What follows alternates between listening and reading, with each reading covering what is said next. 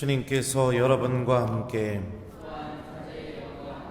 마테오가 전한 거룩한 복음입니다. 그때 예수님께서 비유를 들어 군중에게 말씀하셨다.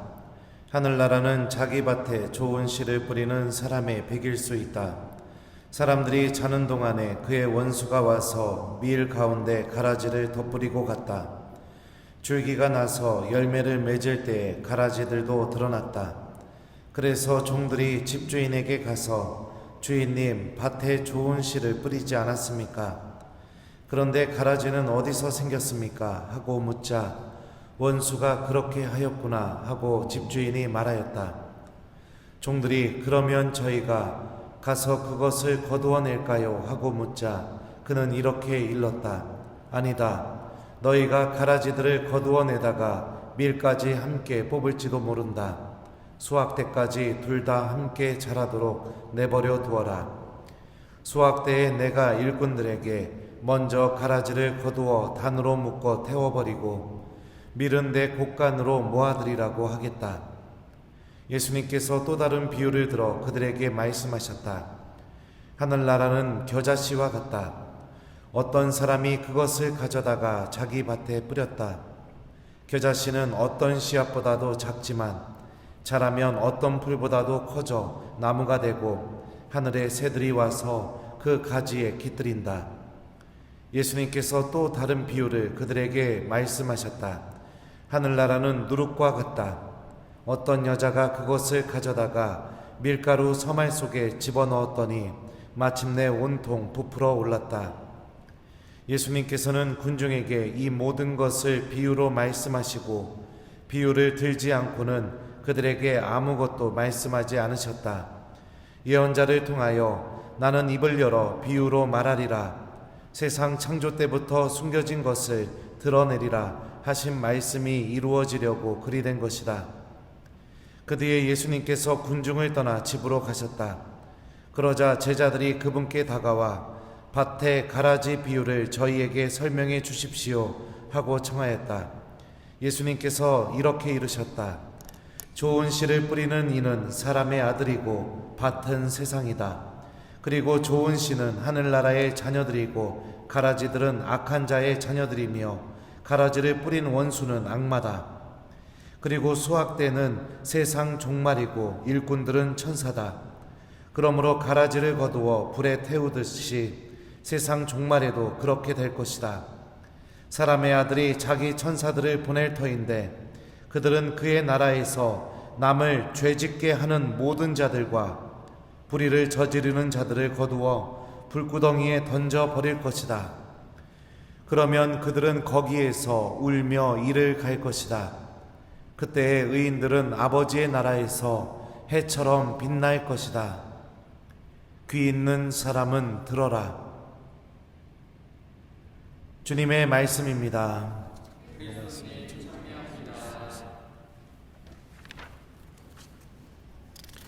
오소서 성령님, 수확 때까지 둘 다 함께 자라도록 내버려 두어라. 중고등부 안녕. 다른 거 할까? 이렇게 해볼까? 네, 우리 청년들 잘 지냈습니까? 네, 우리 대화구역, 읍내구역이죠? 네, 잘 지냈어요? 예, 여러분 하느님 왜 믿으세요? 우리 중고등부 왜 믿어요? 지금 시험 공부해야 되는데. 예? 왜 왔어요, 성당?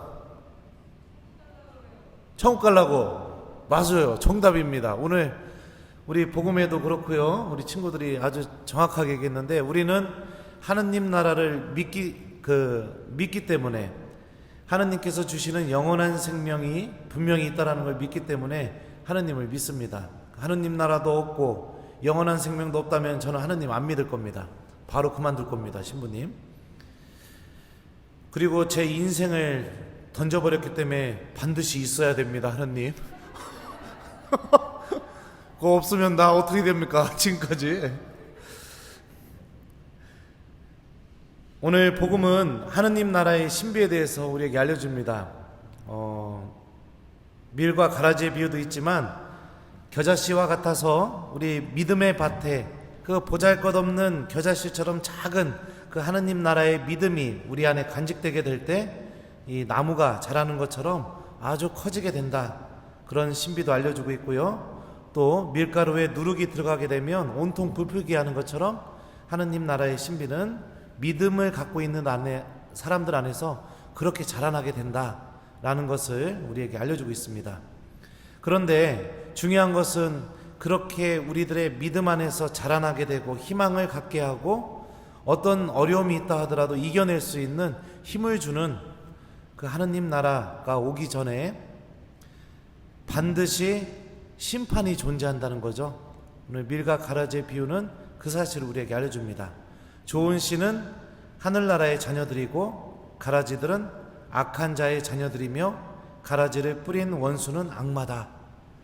그러니까 이 밀과 가라지가 구분이 되는 것처럼 하느님 나라가 오는 그 순간에 명확하게 누가 하느님의 자녀인지 또 누가 악한 자의 자녀들인지 구분이 된다는 거죠. 성경에서 악이라는 의미는요, 제가 강론 때 여러 번 얘기했었습니다. 악마라는 단어는 디아볼로스라고 합니다. 디아, 분리시키는 의미를 갖고 있는 전치사입니다. 볼로스, 던지다, 발로라는 단어에서 나온 단어이죠. 그러니까 분리시켜서 떼어가지고 집어 던져버리는 거. 이게 그 악마라는 단어가 가지고 있는 의미입니다. 그러니까 악마는요, 우리들을 하느님과 일치시키고 친교하고 또 하느님과 하나가 되려는 그 마음을 떼어서 집어 던져버리게 되고 하느님과 아무 상관없이 살아가게 만드는 게 이 악마의 목표입니다. 그리고 우리들의 삶 안에서도 악마는 그렇게 우리들을 유혹합니다. 다음에 가도 돼. 다음에 해도 돼. 지금 미사 안 드려도 돼. 시험 보고 나서 100점 받고 나서 가면 되잖아. 돈 벌어. 지금 성당 안 가도 돼. 가랑비에 옷 젖는다고 하죠? 그런 마음들이 조금씩 우리 안에 내리게 되면 나중에 어느 순간에 내 자신을 돌아보게 되면 나는 하느님과 아무것도 함께하고 있지 않게 되고 내 삶과 내 영혼은 하느님으로부터 이미 떨어져서 던져져 버린 그런 상태에 놓이게 됩니다. 예전에 신부님이 우리 냉담자 중에 한 분 돌아가셔가지고 연도를 한번 하러 갔던 적이 있었어요. 자기 엄마가 돌아가셨는데 기도를 안 합니다.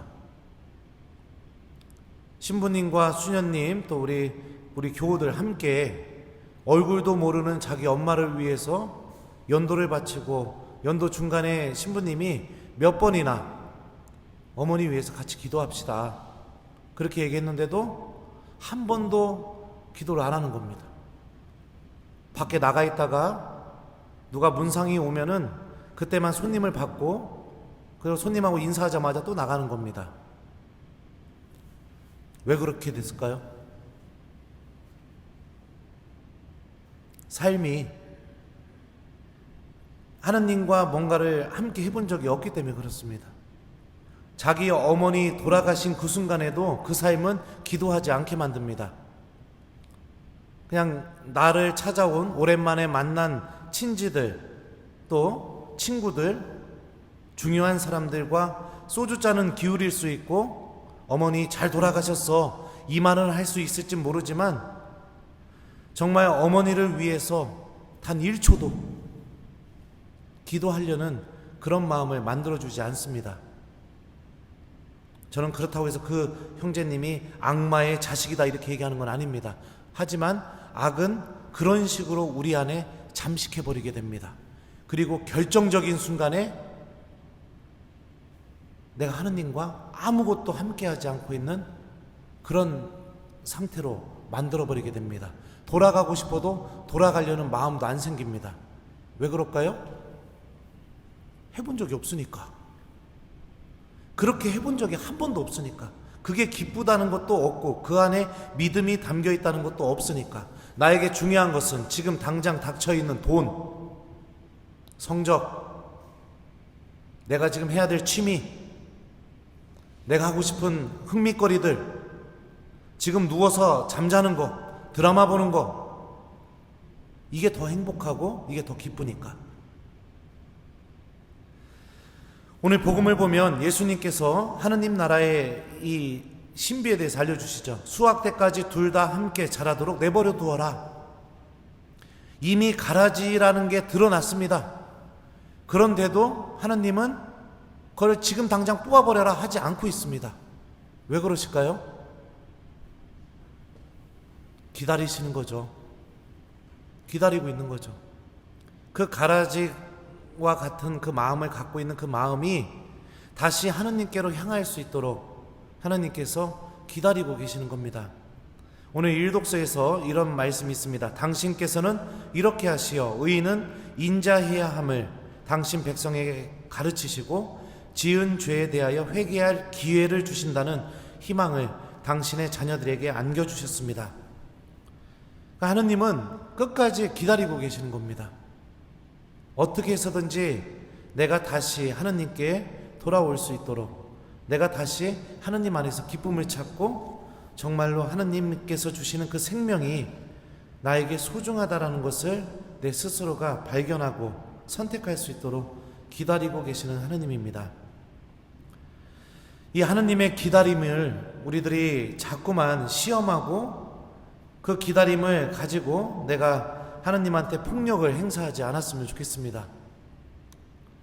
하느님의 이 인내심을 시험하지도 않았으면 좋겠습니다. 주님께서는 세상 마지막 날까지 분명히 기다려 주실 겁니다. 기다려 주시고 그리고 나서 예수님 돌아가실 때 그 강도가 했던 말 기억나요? 예수님, 선생님의 나라에 들어가실 때 저를 기억해 주십시오.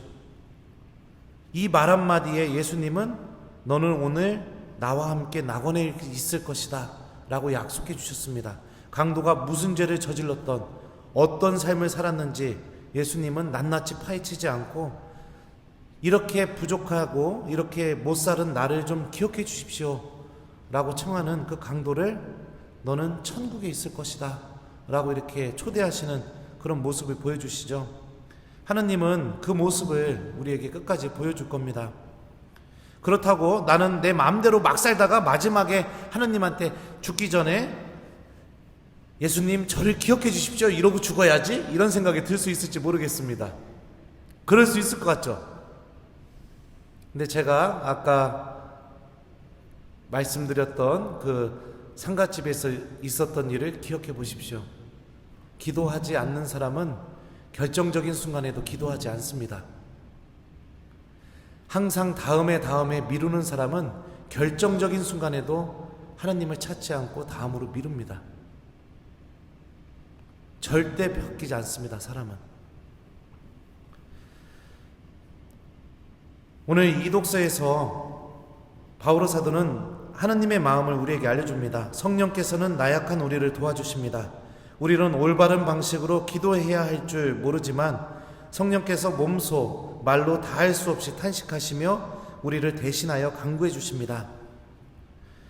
하느님께서는 우리들이 밀로서 하느님의 자녀로서 자라기를 간절히 바라시면서 우리들을 위해서 하느님 스스로가 기도하고 계시다는 것을 오늘 이 독서는 알려주고 있습니다.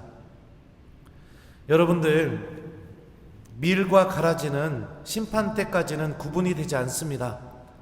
그리고 우리들의 삶도 그런 것 같아요. 저는 신학교 들어갔을 때 처음에 저는 밀인 줄 알았습니다.